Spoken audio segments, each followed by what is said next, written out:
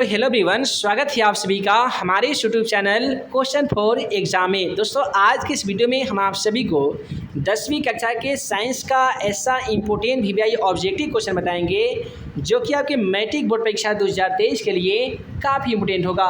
यदि आप भी 10वीं कक्षा के स्टूडेंट हैं और आप भी सर मैट्रिक एग्जाम 2023 में देने वाले हैं तो वीडियो को शुरू से लेकर अंत तक ज़रूर देखिएगा। तो चलिए फ्रेंड्स, बिना समय गवाए पहला क्वेश्चन कैसे देख लेते हैं। दोस्तों, जैसा कि आप सभी मोबाइल स्क्रीन पे आज का पहला सवाल क्वेश्चन नंबर 33 को देख पा रहे हैं। पहला सवाल कहता है तंत्रिका कोशिका क्या कहलाती है। सबसे पहले जानिए कि ये तंत्रिका कोशिका है क्या। दोस्तों, मनुष्य के शरीर में पाए जाने वाले जो सबसे बड़ी कोशिका होती है इसे हम लोग तंत्रिका कोशिका कहते हैं और तंत्रिका कोशिका को ही न्यूरॉन कहा जाता है। तो क्वेश्चन का सही जवाब ऑप्शन बी होगा, न्यूरॉन। उसके बाद में कहता है कि अंडाणु निषेचित होता है, यानी अंडाणु का निषेचन कहाँ पे होता है। तो याद रखिएगा, अंडाणु का निषेचन स्त्री में होता है और स्त्री के कौन से अंग से होता है तो अंडाशय से होता है। क्वेश्चन का सही जवाब ऑप्शन डी होगा, अंडाशय। उसके बाद में अगला सवाल क्वेश्चन 35 कहता है कि मानव मादा में जनन तंत्र का भाग नहीं है। देखिए, मादा का मतलब होता है स्त्री और स्त्री के जनन तंत्र का भाग अंडाशय भी होता है, गर्भाशय भी होता है, डिंबवाहिनी भी होता है, लेकिन शुक्रवाहिका नहीं होता है। क्यों नहीं होता है? तो शुक्रवाहिका तो पुरुष में पाया जाता है, तो ये भला मादा जनन तंत्र का भाग हो सकता है? बिल्कुल नहीं हो सकता है। तो क्वेश्चन नंबर 35 का सही जवाब ऑप्शन सी हो जाएगा। उसके बाद में कहता है कि शुक्राणु बनता है। दोस्तों, शुक्राणु का निर्माण कहाँ पे होता है? तो ये वृषण में होता है। क्वेश्चन नंबर 36 का सही जवाब ऑप्शन ए हो जाएगा, वृषण में। उसके बाद में अगला सवाल क्वेश्चन नंबर 37 को देखिए। क्वेश्चन नंबर 37 कहता है कि पुस्तक द ऑरिजिन ऑफ स्पीशीज किसके द्वारा लिखी गई है। दोस्तों, आप सभी को बता दें, द ऑरिजिन ऑफ स्पीशीज नामक पुस्तक के जो रचनाकार हैं वो है चार्ल्स डार्विन जी। क्वेश्चन का सही जवाब सी हो जाएगा, चार्ल्स डार्विन। उसके बाद में कहता है कि ओजोन परत पाई जाती है। सबसे पहले समझिए कि ये ओजोन परत होता क्या है। दोस्तों, वायुमंडल के सबसे ऊपरी परत में ओजोन परत पाई जाती है जो पृथ्वी पर आने वाले परावैंगनी जैसे हानिकारक किरणों को आने से रोकती है। आप सभी को बता दें कि यदि परावैंगनी किरण पृथ्वी पर यदि पहुंच जाएगी ना तो मनुष्य तरह तरह के रोगों से पीड़ित हो जाएगा, जैसा कि त्वचा रोग। एस्ट्रोफिशियर में ओजोन परत पाई जाती है जिसका अणुसूत्र O3 होता है, जिसमें ऑक्सीजन के 3 परमाणु होते हैं। तो ओजोन परत कहाँ पाई जाती है? तो एस्ट्रोफिशियर में पाई जाती है। ओजोन परत में परमाणुओं की संख्या कितनी होती है? तो 3 होती है। ओजोन का अणुसूत्र क्या होता है? तो O3 होता है। और ओजोन परत को छिद्र यानी ओजोन परत को हानिकारक कौन सा पहुँचा रहा है? तो CFC, जिसे हम लोग क्लोरोफ्लोरोकार्बन कहते हैं। ये CFC जो है ओजोन परत के लिए हानिकारक उत्पन्न करते हैं। चलिए अगला सवाल क्वेश्चन 39 को देखते हैं कि निम्नलिखित में से कौन एक जैविक प्रक्रम द्वारा अपघटित होने वाला पदार्थ है। देखिए, जैविक प्रक्रम द्वारा अपघटित होने वाला पदार्थ के बारे में बात करेंगे ना तो क्या होगा? तो सूखे घास पत्ते हो जाएंगे। अगला सवाल कहता है कि निम्नलिखित में से कौन एक भूमिगत जल का उदाहरण है। देखिए, नदी, तालाब, समुद्र तो भूमिगत जल का उदाहरण नहीं है, लेकिन हाँ, कुआं को खोदकर हम भूमि से पानी का रिसाव करके पानी निकाल सकते हैं। अतः हम कह सकते हैं कि भूमिगत जल का उदाहरण कुआं होगा, यानी ऑप्शन बी क्वेश्चन का राइट आंसर होगा। अगला सवाल क्वेश्चन 41 देखिए कि रासायनिक अभिक्रिया के दौरान किसी पदार्थ में ऑक्सीजन का ह्रास क्या कहलाता है। देखिए, रासायनिक अभिक्रिया के दौरान किसी पदार्थ में ऑक्सीजन का जो ह्रास कहलाता है ना वो क्या कहलाता है? तो अपचयन कहलाता है। क्वेश्चन का सही जवाब ऑप्शन बी होगा, अपचयन। उसके बाद में कहता है कि कौन सी गैस वैश्विक उष्णन के लिए उत्तरदायी है। देखिए, वैश्विक उष्णन के लिए यदि उत्तरदायी गैस के बारे में बात करेंगे तो CO2 होता है। CO2 को हम लोग क्या कहते हैं? तो कार्बन डाइऑक्साइड कहते हैं। ये भी आप सभी को मालूम होगा।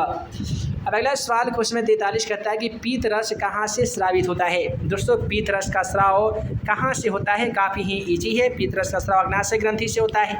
तो क्वेश्चन नंबर 43 का राइट आंसर ऑप्शन ये होगा, अग्नाशय ग्रंथि से। अब अगला सवाल कहता है कि कौन सा अभिलक्षण वंशागत नहीं है। कौन सा अभिलक्षण वंशागत नहीं है? तो क्वेश्चन का सही जवाब ऑप्शन डी हो जाएगा, बाल की प्रकृति यह लक्षण वंशागत नहीं है। उसके बाद में कहता है कि आधुनिक आवर्त सारणी में समूहों की संख्या कितनी होती है। देखिए, आधुनिक आवर्त सारणी की बात करेंगे ना तो उसमें आवर्त और समूह और वर्ग पूछे जाते हैं आपके एग्जाम पेपर में। देखिए, आधुनिक आवर्त सारणी में आवर्तों की संख्या 7 होती है, याद रखिएगा। वर्गों की संख्या 18 होती है, जिसे हम लोग समूहों की भी संख्या कहते हैं, तो समूहों की संख्या कितनी होगी? 18 होगी, है ना जी। तो क्वेश्चन का सही जवाब ऑप्शन डी होगा। चलिए क्वेश्चन 46 को देखते हैं। क्वेश्चन 46 कहता है ग्लूकोज के एक अणु में ऑक्सीजन के कितने परमाणु होते हैं? वाह वाह, क्या बात है, बहुत ही ज़्यादा इंपॉर्टेंट क्वेश्चन है यार। जल्दी से इसका कमेंट सेक्शन में जाकर आंसर दीजिए कि ग्लूकोज के एक अणु में ऑक्सीजन के कितने परमाणु होते हैं। जब ग्लूकोज का अणुसूत्र लिखा जाता है तो C6H12O6 होता है, जिसमें ये रहा ऑक्सीजन जिसके परमाणु की संख्या है 6। तो क्वेश्चन का सही बात 6 ना होगा जी। क्वेश्चन नंबर 46 का सही जवाब ऑप्शन बी होगा। अगला सवाल करता है शुद्ध जल का पीएच मान कितना होता है? देखिए पीएच स्केल का आविष्कार HP सोरेंस महोदय नामक वैज्ञानिकों के द्वारा किया गया था, जिस पर 1 से लेकर 14 तक अंक अंकित रहता है। यदि किसी विलयन का पीएच मान 1 से लेकर 7 के बीच में आता है तो अम्लीय कहलाता है, 7 से 14 के बीच में आता है तो क्षारीय कहलाता है, यदि 7 या 7 के बराबर भी रहता है ना तो वह विलयन उदासीन विलयन कहलाता है। तो कहता है कि शुद्ध जल का पीएच मान क्या होता है? तो शुद्ध जल का पीएच मान उदासीन होता है। जब उदासीन होगा तो 7 ना होगा जी। क्वेश्चन का सही जवाब ऑप्शन बी होगा 7। अगला सवाल कहता है कि किस वर्ण यानी किस रंग का तरंगदैर्घ्य सबसे बड़ा होता है? देखिए एक इस प्रकार से प्रिज्म होता है, जब श्वेत प्रकाश सुई से गुजारते हैं तो सबसे ऊपर होता है लाल, सबसे नीचा होता है बैगनी, जिसमें सबसे बड़ा तरंगदैर्घ्य होता है लाल का, सबसे कम होता है बैगनी का। यदि यही तरंगदैर्घ्य ना पूछकर यदि विचलन पूछा जाएगा कि किस वर्ण का विचलन सबसे बड़ा होता है तो बैगनी हो जाएगा, किस वर्ण का विचलन सबसे कम होता है तो लाल हो जाएगा। तो इस क्वेश्चन में सही जवाब का लाल होगा, जो कि ऑप्शन ए में दिया गया है। अगला सवाल क्वेश्चन 49 को बढ़े तो क्वेश्चन 49 कहता है कि गोलीय दर्पण की वक्रता त्रिज्या 40 सेमी है, तो फोकस दूरी बता दीजिए। अब यहाँ पे वक्रता त्रिज्या आर का मान आपको 40 दिया गया है, आपको बताना है एफ का मान, और एफ का तो फॉर्मूला मालूम होगा कि वक्रता त्रिज्या बटा 2 होता है, यानी r/2 होता है। आर का मान क्वेश्चन में 40 है, 40 बटा 2 करेंगे, कट के हमारा 20 हो जाएगा, और 20 सेमी ऑप्शन सी में है, अतः क्वेश्चन का सही जवाब ऑप्शन सी होगा। अब अगला सवाल कहता है किसी गोलीय लेंस के लिए रैखिक आवर्धन है। देखिए किसी गोलीय लेंस के लिए जो रैखिक आवर्धन है ना, ये m बराबर h1/h है, यानी पहला ऊंचाई बटा दूसरा ऊंचाई, m बराबर v/u होता है, जिसके हम लोग वस्तु ऊंचाई बटा प्रतिबिंब की ऊंचाई कहते हैं। तो इसलिए क्वेश्चन का सही जवाब ऑप्शन सी होगा, ए और बी दोनों। अगला सवाल क्वेश्चन में 51 की ओर बढ़ते हैं। क्वेश्चन में 51 क्या कहता है कि आयु में वृद्धि होने पर मानव नेत्र में समंजन क्षमता घट जाती है। जैसे जैसे मनुष्य की आयु बढ़ती है ना, तो वैसे वैसे मनुष्य के नेत्र में समंजन क्षमता घटने लगती है। जब समंजन क्षमता घटने लगती है तो उस मनुष्य की आँख में कौन सा दोष होता है? तो जरा दृष्टि दोष हो जाता है। क्वेश्चन का सही जवाब ऑप्शन डी होगा, जरा दृष्टि दोष। अगला सवाल कहता है दूरदृष्टि दोष वाली आँखें साफ साफ देख सकता है। देखिए दूरदृष्टि दोष वाला जो आँख है वो साफ साफ दूर की वस्तुओं को देख सकता है, लेकिन नज़दीक की वस्तुओं को साफ साफ नहीं देख सकता है। तो दूरदृष्टि दोष में दूर की वस्तु साफ साफ दिखाई देती है, लेकिन नज़दीक की वस्तु साफ साफ दिखाई नहीं देती है। अब अगला सवाल क्वेश्चन नंबर 53 को देखिए। क्वेश्चन नंबर 53 क्या कहता है कि प्रतिरोधकता का ए सही मात्रा क्या होता है? अब बताइए प्रतिरोधकता का सही मात्रा क्या हो जाएगा? तो प्रतिरोधकता के जो सही मात्रा होता है ना जी, ओम मीटर होता है, जिसे हम लोग ओमेगा मीटर कहते हैं। यदि यही क्वेश्चन में केवल पूछा जाता कि प्रतिरोध का सही मात्रा क्या होता है तो ओम हो जाता, प्रतिरोधकता का ओम मीटर होता है।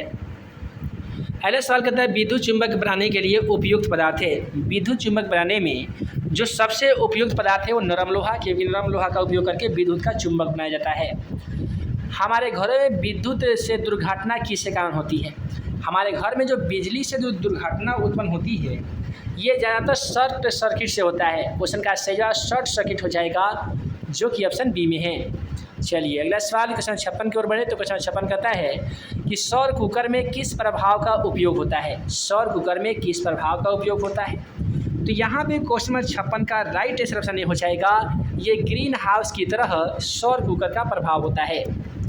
नाभिकीय ऊर्जा प्राप्त करने के लिए आवश्यक है। देखिए नाभिकीय ऊर्जा यदि हमें प्राप्त करना हो ना तो इसके लिए क्या आवश्यक होता है? इसके लिए आवश्यक होता है यूरेनियम। यूरेनियम के द्वारा ही नाभिकीय ऊर्जा प्राप्त की जा सकती है। अब अगला सवाल करता है 12 वोल्ट यानी 12 विभवांतर के दो बिंदुओं के बीच 2 कूलम्ब आवेश को ले जाने से कार्य किया जाता है। तो देखिए यहाँ पे क्वेश्चन नंबर 58 का सही जवाब ऑप्शन बी हो जाएगा, क्योंकि जब 12 वोल्ट का विभवांतर यानी भी का मान आपका 12 वोल्ट है और 2 कूलम्ब आवेश को यदि ले जाइएगा तो कार्य कितना होता है? तो कार्य बराबर हो जाता है V × C हो जाता है।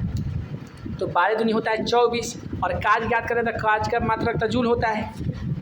तो क्वेश्चन का सही जवाब ऑप्शन बी होगा 24 जूल। अब देखिए अगला सवाल क्वेश्चन नंबर 59 को हम लोग देखते हैं।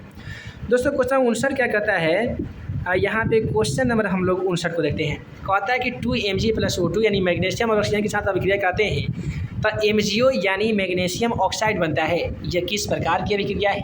तो इसमें देखेंगे ना तो मैग्नीशियम और ऑक्सीजन मिलकर दोनों संयोग किया है, तो इसलिए क्वेश्चन नंबर 59 का जो सही जवाब हो जाएगा वो ऑप्शन डी हो जाएगा। ये संयोजन अभिक्रिया है। अगला सवाल करता है कि रासायनिक समीकरण Fe+H2 तो ये बनाता है Fe3O पर, जिसे हम लोग फेरस ऑक्साइड करते हैं प्लस H2 यानी हाइड्रोजन गैस बनाते हैं, को संतुलित करने पे जल के परमाणु संख्या कितनी हो जाएगी? तो यहाँ पे क्वेश्चन नंबर 60 का सही ऑप्शन सी हो जाएगा, क्योंकि पहले भी आपका जल के परमाणु संख्या 4 है और यहाँ पे भी जल की परमाणु संख्या 4 होगी।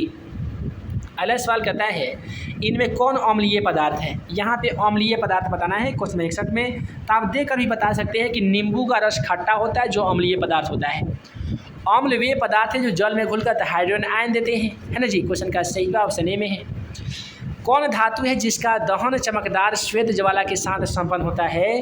तो क्वेश्चन नंबर 63 का सही जवाब ऑप्शन सी हो जाएगा। मैग्नीशियम को जब जलाते हैं ना तो इसका दहन चमकदार होता है, इसका ज्वाला चमकदार रंगीन निकलता है। कौन सी धातु जल से अभिक्रिया करती है? तो जल से अभिक्रिया कौन सी कर सकती है? तो जल से अभिक्रिया आपका के यानी पोटेशियम कर सकती है। कार्बन और हाइड्रोजन से बने यौगिक क्या कहलाते हैं? हाँ, कितना क्वेश्चन सिंपल है। देखिए कार्बन और हाइड्रोजन से बने यौगिक को हम लोग हाइड्रोकार्बन कहते हैं। तो क्वेश्चन नंबर 65 का भी सही जवाब हाइड्रोकार्बन ही होगा। क्वेश्चन 66 को देखिए कि ऑक्जेलिक अम्ल का प्राकृतिक स्रोत निम्नलिखित में से कौन सा है? तो ऑक्जेलिक अम्ल का प्राकृतिक स्रोत है टमाटर। क्वेश्चन का सही ऑप्शन बी होगा, टमाटर में ऑक्जेलिक अम्ल पाए जाते हैं। क्वेश्चन नंबर 67 की ओर बढ़े तो क्वेश्चन नंबर 67 कहता है कि अपमाजक से बनाए जाते हैं। देखिए अपमाजक से शैम्पू भी बनाए जाते हैं, सर्फ एक्सल भी बनाए जाते हैं, ईजी सर्फ भी बनाए जाते हैं। तो इसलिए क्वेश्चन नंबर 67 का सही ऑप्शन डी होगा इनमें से सभी। दूसरे आवर्त में कितने तत्व है? देखिए दूसरे आवर्त में तत्वों की बात करेंगे तो उसमें 8 तत्व है। क्वेश्चन का सही ऑप्शन बी होगा 8। उसके बाद 69 नंबर क्वेश्चन का आंसर तो आप सभी को मालूम होगा कि आधुनिक और सारणी के वर्ग 11 में तत्व क्या कहलाते हैं? तो ये मुद्रा धातु कहलाते हैं। क्वेश्चन नंबर 70 को देखेंगे तो क्वेश्चन नंबर 70 कहता है कि फैटी अम्ल और ग्लिसरॉल का अवशोषण होता है, तो ये लैक्टिमल द्वारा होता है। क्वेश्चन का सही जवाब ऑप्शन डी हो जाएगा। हालांकि इस वीडियो में हम आप सभी को बताए थे क्वेश्चन नंबर 80 तक के तमाम क्वेश्चनों का आंसर बताने के लिए, तो वीडियो लंबी हो जा रही है, जिसके कारण मैं इस वीडियो को यहीं पे एंड कर रहा हूँ। आगे आने वाली पार्ट में हम आप सभी को क्वेश्चन नंबर 80 तक के तमाम और सब्जेक्टिव क्वेश्चनों का सलूशन बताएंगे, जो कि आपके मैट्रिक बोर्ड परीक्षा के दृष्टिकोण से काफ़ी ही ज़्यादा इंपॉर्टेंट है। दोस्तों आशा करते हैं कि आज का वीडियो आप सभी को पसंद आया हो तो वीडियो को लाइक कीजिए, अपने दोस्तों में शेयर कीजिएगा। नए होंगे तो चैनल को जरूर सब्सक्राइब कीजिएगा और अपने दोस्तों को कहकर भी इस चैनल को सब्सक्राइब कीजिए, ताकि हम लोग ज़्यादा स्टूडेंट जुड़कर मैट्रिक बोर्ड परीक्षा 2023 की तैयारी काफ़ी ही धमाकेदार तरीके से कर सके। तो हम जल्द मिलेंगे अगले वीडियो में नए VVI क्वेश्चन के साथ। तब तक के लिए आप सभी को वीडियो देखने के लिए बहुत बहुत धन्यवाद।